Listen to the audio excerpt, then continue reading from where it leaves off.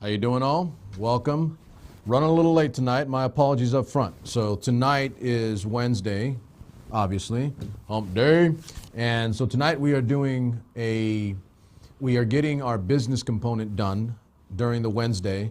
And so the young man that we had on Monday, James Hoke, and his business was on just prior, and Mad Production Studio was getting together, teaching him how to run a commercial to be aired, on future episodes of SuperMex Nation and on the network. So that is all coming. Things are going good. We've got more than a few sponsors coming in, and be able to sustain, make enough money to keep the lights on. And literally the lights are literally only KP and Mad Productions. So as long as we're taking care of our production costs, we're all good. I want to thank you. There was one of you, some young lady out there that sent a nice gift in the Venmo package, and I appreciate it. And we've got more than a few now coming into Venmo. And so again, everything right now is not designed to try to get rich doing this stuff. It's not that at all. What we're doing is trying to increase and provide more for you in terms of the education and information that you're getting in a clean, unbiased, nonpartisan format that cuts through the chatter and the noise and tries to give you the information you need to make good decisions for yourself as an American. And we have definitely done that. And we've read and stipulated those things that we've laid out for you as groundwork for how we go forward as SuperMex Nation and SuperMex International, the network. So that's been going on, and we'll continue to do so. We'll get a hard handle. Like I said, I don't blame anybody else. I always own my own mistakes. So that didn't happen in a timely fashion. That's all my fault. Nobody else's. I take blame and fall on my own sword. Never outsource a problem. So that's all me. I apologize to you. Will not happen again, and we will be better about it. So SuperMex Nation. It'll be a quick abbreviated format because right after us tonight, we do have Maria Rangel in TV Musica Live. She'll be on a little bit. Give us about a half hour or so, but we're going to run about 15-20 minutes, and we're going to get to probably the most touchy item, usually, the most newsworthy, if not the biggest news story of the day. And obviously that was the Sphinx actually speaking today. What is the cryptic joke? The Sphinx actually speaking was the Honorable Robert S. Mueller actually spoke on camera for the first time that all of this in entirety has begun in terms of the investigation into Russian interference in the 2016 election. And so a couple things striking. It's going to be a quick, hard-hitting, short, impactful show for you. Do with it what you will. Again, I do not lie. I always tell you the truth. And then it's up to you, SuperMex Nation, to quite literally make up your own mind as to how it goes forward or what happens after that point. But some specificity, clear things that I saw today. The one thing that I was struck with is when it was done, I walked away and I said to myself, okay, that's a Marine. That's a Marine. Maybe he left service many decades ago, but I can tell with conduct of character that the gentleman still is the Marine that he was when he came out of basic training. It was simple. He was concise, no hyperbole, clearly articulate, and clearly put out his points that he needed to get across from his team. And these are the notes that I wrote down when I watched, and it wasn't very long. It was a handful of minutes. It wasn't, super extreme, which is pretty much apropos and par for the course for Mr. Mueller. Because, again, we've not seen him or heard him speak to public since this entire thing began. I want to illustrate that point, and I think I wrote this down when it was done. It was basically, his piece as a layout to not summarize, but to articulate his point in what he called his work product, his 448 pages of documentation on Russian interference into the 2016 election. And what struck me the most, again, was that in over 2 years, the gentleman has not spoken at all. I can say this right now. Congress and the White House can take some damn notes from that issue. What do I mean? Real simple. Do your job. Don't run your mouth. Don't blab. Don't talk. Don't leak. And I think that's clearly not the case for the Congress and the White House.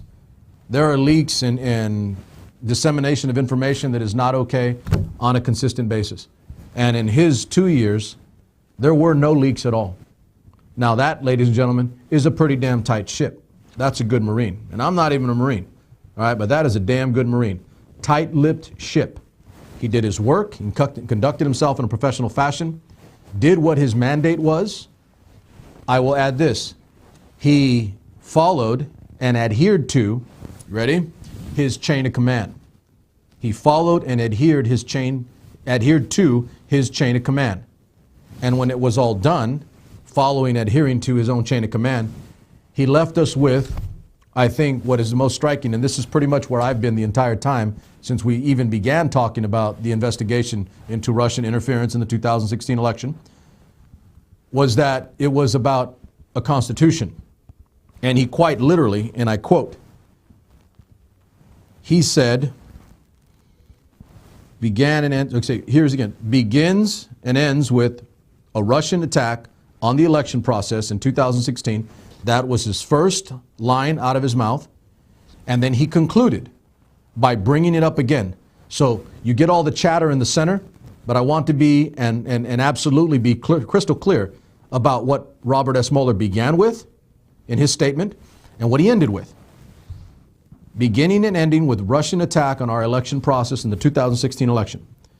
His quote, his exact line was, multiple and systematic efforts to interference in the 2016 election by the Russian state. I quote, multiple and systematic efforts and successes, by the way, into and interference in the 2016 election. That's his exact quote. And his last line to that was, this particular item, and you can get into the politics and you can do your Republican or Democrat thing any way you want. I really don't care anymore. I'm beyond that. I'm well beyond that. But this is what I will tell you. His line was, and this is where I've always been, by the way, and so I do feel I have a hell of a lot of respect for that gentleman because he's older. He did Vietnam. I did not.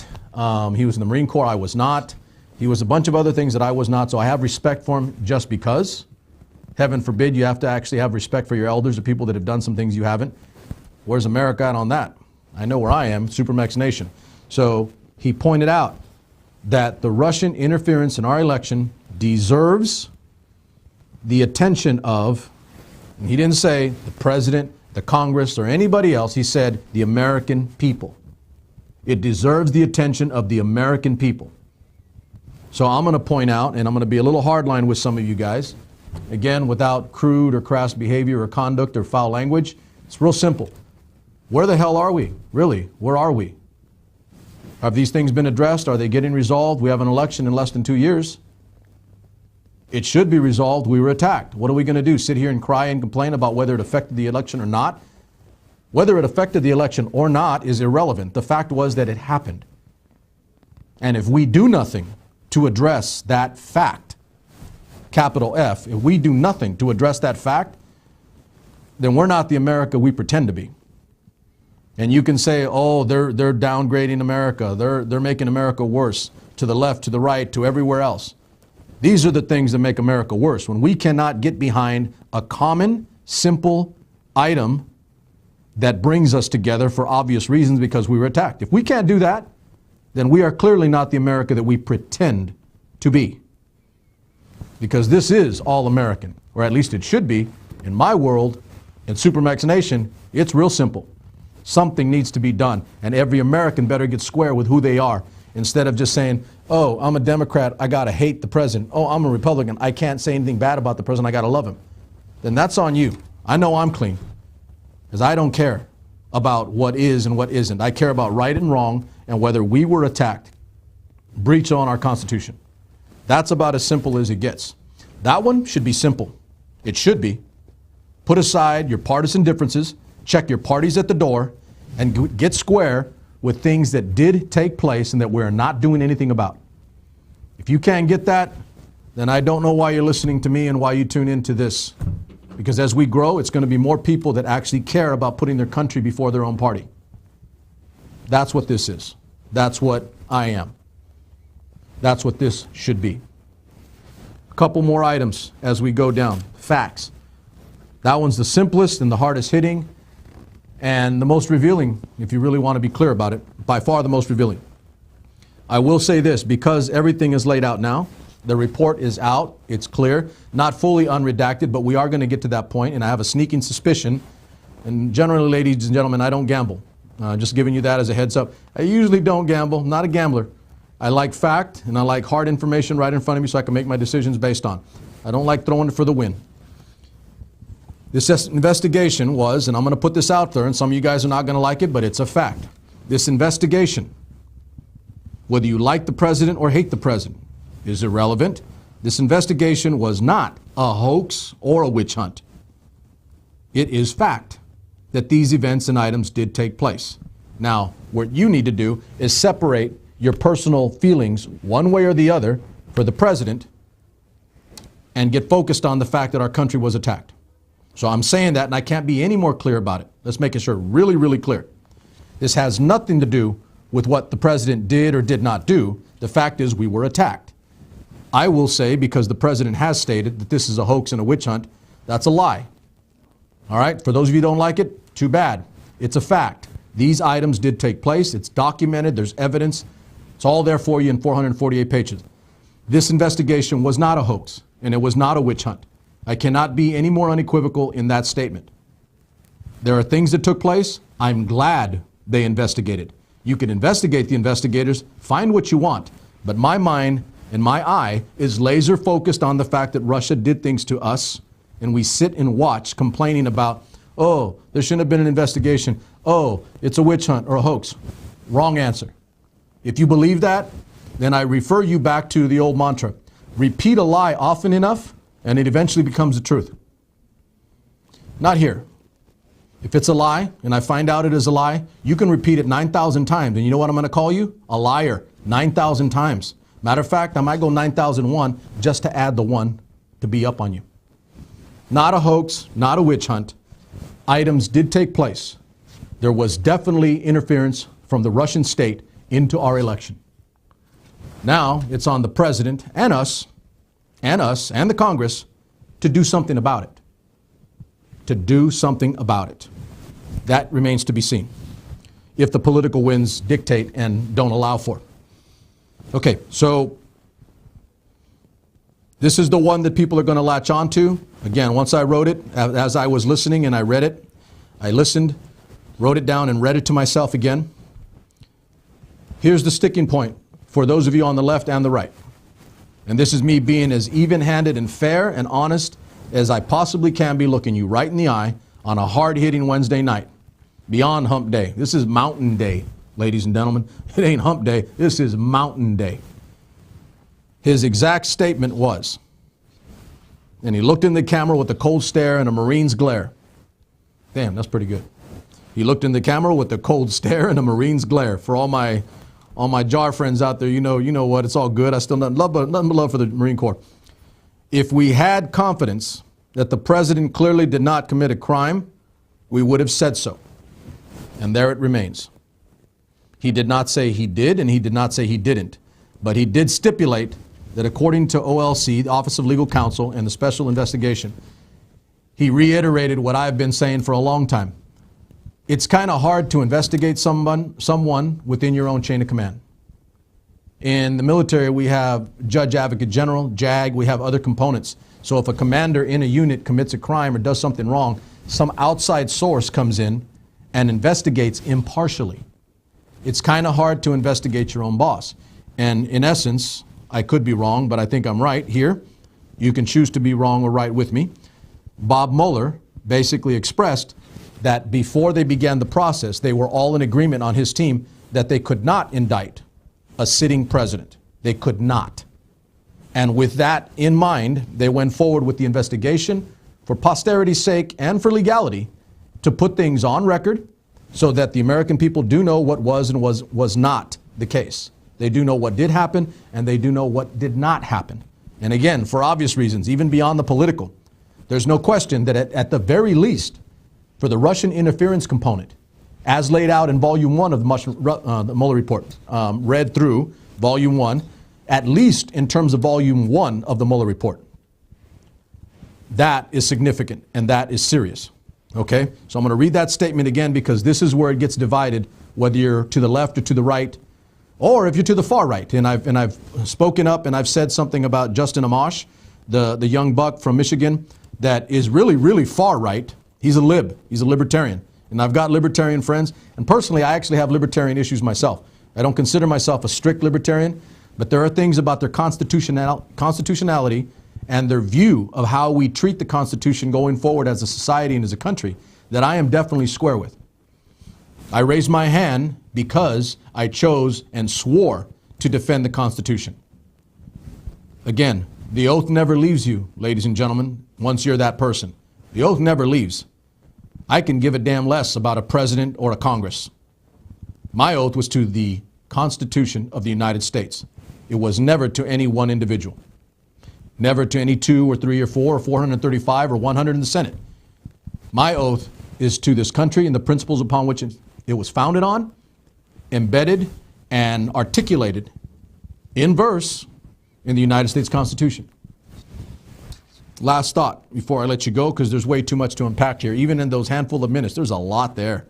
I urge you again, and I know a lot of you have not done so, but I urge you again to read the document.